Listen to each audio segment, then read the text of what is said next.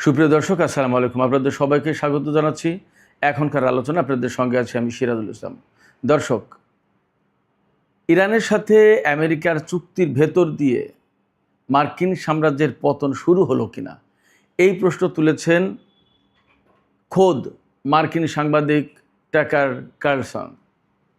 শুধু তাই না, মার্কিন সিনেটের পররাষ্ট্র সম্পর্ক বিষয়ক কমিটির সদস্য জিন শাহিন তিনি সুস্পষ্ট করে বলেছেন, ইরানের সাথে চুক্তির মাধ্যমে প্রেসিডেন্ট ডোনাল্ড ট্রাম্প আমেরিকাকে প্রকৃতপক্ষে আত্মসমর্পণ করিয়েছেন। প্রশ্ন হচ্ছে, আসলে মার্কিন সাম্রাজ্যের পতন শুরু হলো কিনা এবং আমেরিকা সত্যি সত্যি ইরানের কাছে আত্মসমর্পণ করলো কিনা। এই প্রশ্নগুলোর জবাব খুঁজতে গেলে প্রথমে আমাদের নজর দিতে হবে এই যে চুক্তি হলো আমেরিকা এবং ইরানের মধ্যে, এই চুক্তিতে কি বলা হয়েছে। আমি একই সাথে আপনাদের কাছে আরেকটি তথ্য জানিয়ে রাখি। টাকার কার্লসন তিনি বলছেন 1956 সালে সুয়েজ সংকটের ভেতর দিয়ে ব্রিটিশ সাম্রাজ্যের যেভাবে পতন ঘটেছিল, তেমনিভাবে ইরানের সাথে চুক্তির মাধ্যমে মার্কিন সাম্রাজ্যের পতনের শুরু হলো। আসলে কি তাই? আপনারাই বা কী মনে করছেন? সুপ্রিয় দর্শক, এই বিষয়গুলো নিয়েই আমি আজকের ভিডিওতে একদম পুঙ্খানুপুঙ্খ ব্যাখ্যা করার চেষ্টা করব। যথেষ্ট বিস্তারিত বলবো। আশা করি আপনারা শেষ পর্যন্ত সঙ্গে থাকবেন। আর ভিডিও ভালো লাগলে লাইক, কমেন্ট, শেয়ার করবেন এবং চ্যানেলটি সাবস্ক্রাইব করে সাথেই থাকবেন। দর্শক, চলুন মূল আলোচনায় চলে যাই। মূল আলোচনা মার্কিন সাংবাদিক, তিনি ফক্স নিউজের একসময় বেশ বিখ্যাত সাংবাদিক ছিলেন, টাকার কার্লসনের বক্তব্য দিয়ে। তিনি বলছেন, ইরানের সাথে আমেরিকা যে চুক্তি করেছে, এই চুক্তির মধ্য দিয়ে মূলত মার্কিন সাম্রাজ্যের পতন শুরু হলো। তিনি একই লেখায় বা একই বক্তব্যে বলেছেন যে 1956 সালে সুয়েজ সংকট যে শুরু হয়েছিল, এই সুয়েজ সংকটের ভেতর দিয়ে ব্রিটিশ সাম্রাজ্যের যেভাবে পতন শুরু হয়েছিল, তেমনিভাবে ইরানের সাথে চুক্তি করে আমেরিকা তার মার্কিন সাম্রাজ্যের পতন শুরু করলো। একই সাথে পররাষ্ট্র সম্পর্ক বিষয়ক সিনেট কমিটির সদস্য জিন শাহিনও বলছেন, আমেরিকা প্রকৃতপক্ষে ইরানের কাছে আত্মসমর্পণ করেছে। এখন এই দুটো বক্তব্যকে যদি আমরা বিশ্লেষণ করতে যাই, তাহলে আমরা কি দেখব? এই জন্য ইরানের সাথে আমেরিকার যে চুক্তি হলো, এই চুক্তির দিকে আমাদেরকে যেতে হবে। তবে তার আগে একটু বলি, মার্কিন প্রেসিডেন্ট ডোনাল্ড ট্রাম্প এই সমস্ত সমালোচনার জবাবে তিনি কি বলছেন। তিনি তো কয়েকদিন চুপ ছিলেন। তিনি গত রাতে যা বলেছেন তা হচ্ছে এই, যে যারা এই চুক্তির সমালোচনা করছেন তারা হয় হিংসুটে, না হয় খারাপ মানুষ, না হয় বোকা। তার মানে তিনি এই চুক্তির পক্ষে ভীষণভাবে দাঁড়ালেন, এই চুক্তিকে তিনি সিরিয়াসলি ওন করছেন। প্রশ্ন হচ্ছে তাহলে ইরান যে সংশয় পোষণ করছে, সন্দেহ করছে এই চুক্তি আসলে শেষ পর্যন্ত ডোনাল্ড ট্রাম্প বাস্তবায়ন করবেন কিনা, তার কি হবে? ডোনাল্ড ট্রাম্পের আপাতত এখন যে অবস্থান, তাতে বোঝা যায় যে তিনি এই চুক্তি শেষ পর্যন্ত সংরক্ষণ করবেন এবং এই চুক্তি তিনি বাস্তবায়ন করবেন। তিনি এই চুক্তির ভেতরে আমেরিকা এবং সারা বিশ্বের শান্তি, সমৃদ্ধি এবং আন্তর্জাতিক বাজারে তেলের যে দাম, সামগ্রিকভাবে সারা বিশ্বের মানুষের স্বার্থ দেখছেন। যদি তাই হয়, তাহলে তিনি সর্বশেষ পর্যন্ত এই চুক্তি সংরক্ষণ করবেন। এমনকি মার্কিন প্রশাসনের ভেতরে যে ফাটল দেখা দিয়েছে, সেই ফাটল প্রসঙ্গেও তিনি কয়েকজন মন্ত্রীকে, যুদ্ধমন্ত্রী সহ কয়েকজন গুরুত্বপূর্ণ ব্যক্তিকে প্রশাসন থেকে সরিয়ে দিতে প্রস্তুতি নিয়েছেন, কিন্তু তিনি এই চুক্তির পক্ষ ত্যাগ করেননি। আমি চমৎকার আর একটা তথ্য জানিয়ে দিই। এই চুক্তিতে সই করেছেন পাকিস্তানের প্রধানমন্ত্রী শেহবাজ শরীফ। তিনি সই করেছেন এবং তিনি সামাজিক মাধ্যম এক্সে ঘোষণা দিয়েছেন যে মার্কিন প্রেসিডেন্ট ডোনাল্ড ট্রাম্প এবং ইরানের প্রেসিডেন্ট মাসুদ পেজেশকিয়ান এই চুক্তিতে সই করার পর, যখন চুক্তি একেবারে চূড়ান্ত হয়ে গেল, তখন আমি মধ্যস্থতাকারী দেশের প্রধানমন্ত্রী হিসেবে আমি এই চুক্তিতে সই করলাম। আমার অনুমোদন একটা গুরুত্বপূর্ণ বিষয়। সেক্ষেত্রে পাকিস্তান কূটনৈতিকভাবে অনেক অনেক বেশি উপরে চলে গেল। তা নিয়ে আমি পরে দু একদিনের ভেতরে আশা করছি একটা অন্য আলোচনা করব। যাই হোক, এখন আমি মূল আলোচনার আরেকটা দিকে চলে যাচ্ছি। মূল আলোচনা ছিল আমেরিকার সাম্রাজ্যের পতন হচ্ছে কিনা এবং আমেরিকা আসলে আত্মসমর্পণ করলো কিনা। সেখানে টাকার কার্লসন বলছেন যে এই চুক্তির ভেতর দিয়ে সুয়েজ সংকটের পুনরাবৃত্তি হলো, অর্থাৎ সুয়েজ সংকটের মধ্য দিয়ে ব্রিটিশ সাম্রাজ্যের যেমন পতন হয়েছিল আমেরিকারও তাই হতে যাচ্ছে।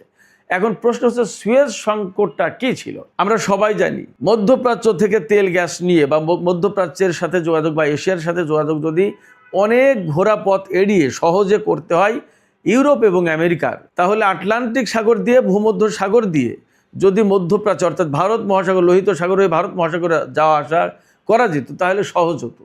এই জন্য তখন চিন্তা করা হয়েছিল মাঝখানে যে মিশরের ভূখণ্ডটা আছে এই ভূখণ্ডের একটা অংশ যদি বড় ক্যানাল করে খাল কেটে যদি সমুদ্র ভূমধ্য সাগরকে লোহিত সাগরের সাথে যুক্ত করা হয় তাহলে এই চলাচলটা সহজ হয়। মধ্যপ্রাচ্য থেকে যে জাহাজটা বেরিয়ে সুয়েজ খাল দিয়ে আমেরিকায় যায়, যে জাহাজটা 21 দিন লাগে বা 22 দিন লাগে, সেই জাহাজটা সুয়েজ খাল দিয়ে না গিয়ে যদি আফ্রিকার উপকূল ঘুরে যায় তাহলে প্রায় 30 দিনের বেশি লাগে কিংবা তারও বেশি লাগে, অর্থাৎ বিরাট একটা বড় সময়ের গ্যাপ পড়ে। সেই জায়গায় মিশরের ভূখণ্ড কেটে একটা ক্যানেল করে খাল করে যদি দুই সমুদ্রকে ভূমধ্য সাগর এবং লোহিত সাগরকে যদি এক করা হয় তাহলে এই যাতায়াতের পথটা সহজ হয়। সেই অনুযায়ী সুয়েজ খাল কাটা হয়েছিল। সুয়েজ খালের নিয়ন্ত্রণ ছিল মূলত ব্রিটিশ এবং ফরাসি সরকারের হাতে, অর্থাৎ ব্রিটেন এবং ফ্রান্সের হাতে। তখন তারা কিন্তু খুব বড় শক্তি। কিন্তু 1956 সালে মিশরের প্রেসিডেন্ট জামাল আব্দুল নাসের এই সুয়েজ খালকে একেবারে আকস্মিকভাবে বলা যায় জাতীয়করণ করে, অর্থাৎ এই খাল মিশরের হাতে থাকবে, মিশর ছাড়া আর কারোর কাছে থাকবে না, এর কন্ট্রোল মিশরের হাতে থাকবে, যেমন এখন ইরান হরমুজ প্রণালীকে কন্ট্রোলে নিয়েছে। এই কথা বলার পর ইসরায়েল, ফ্রান্স এবং ব্রিটেন তারা তিনজন ষড়যন্ত্র করে পরিকল্পনা করে মিশরের বিরুদ্ধে যুদ্ধ শুরু করে। এই মিশরের বিরুদ্ধে যুদ্ধ শুরু করার পর যখন মিশর অনেকটা বিপাকে, কারণ ফরাসি, ব্রিটিশ এবং ইসরায়েলি শক্তি, তিন শক্তির মিলিত বাহিনীর বিরুদ্ধে মিশরের পক্ষে টিকে থাকা কঠিন। এই সময় আমেরিকা এবং রাশিয়া দুই শক্তি এক পক্ষ হয়ে ব্রিটেন এবং ফ্রান্সকে হুমকি দিল এবং এই হুমকির ফলে ব্রিটেন এবং ফ্রান্স যুদ্ধ বন্ধ করতে বাধ্য হলো, ইসরায়েলও পিছু হটল। এরপরে এই সুয়েজ খালের নিয়ন্ত্রণ মিশরের হাতেই থাকলো।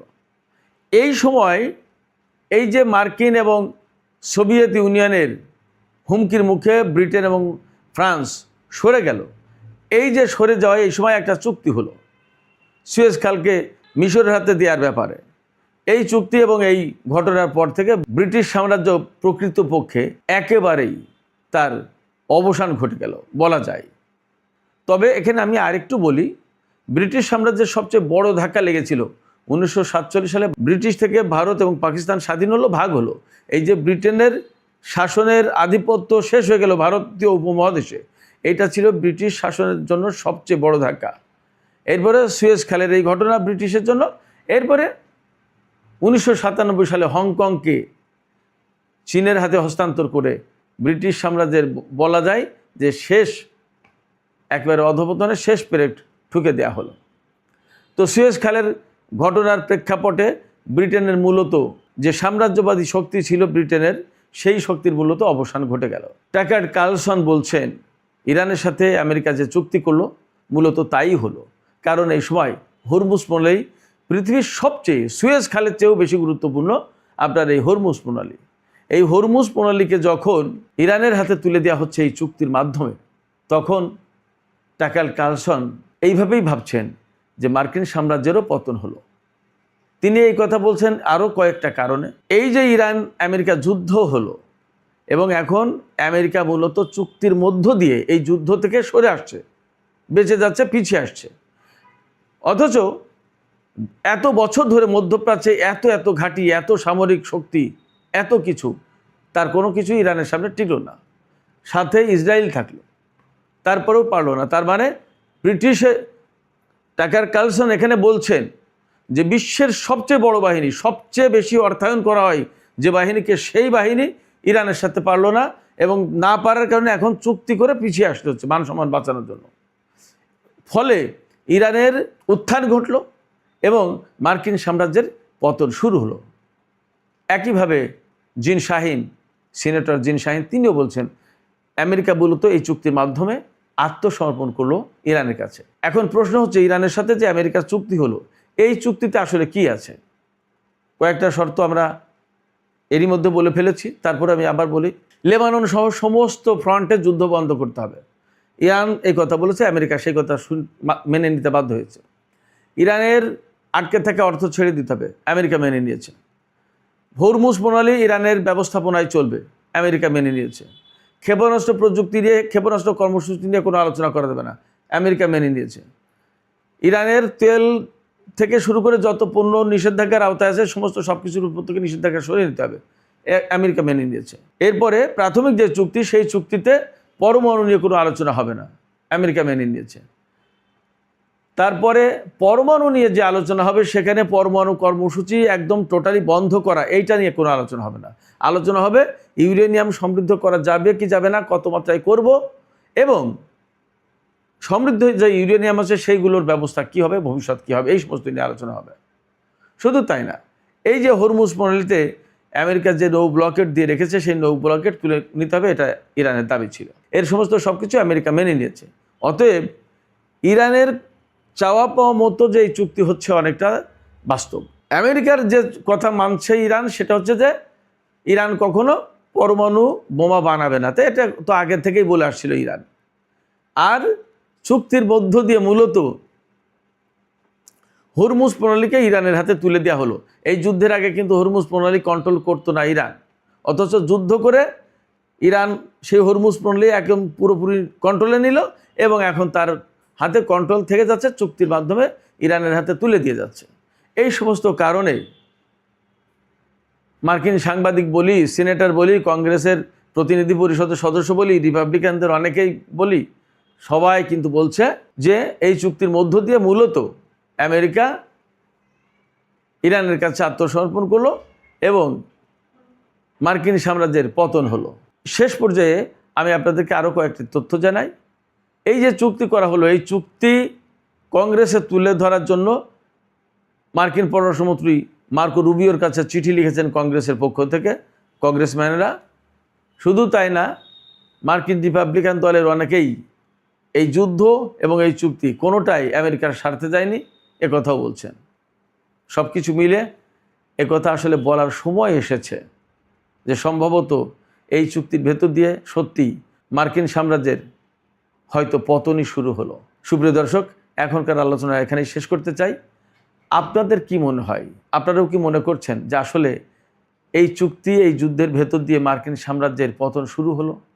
আপনারা কি মনে করছেন এই চুক্তির মধ্য দিয়ে আমেরিকা মূলত ইরানের কাছে আত্মসমর্পণ করলো? আপনাদের মতামত কমেন্টে জানাতে পারেন।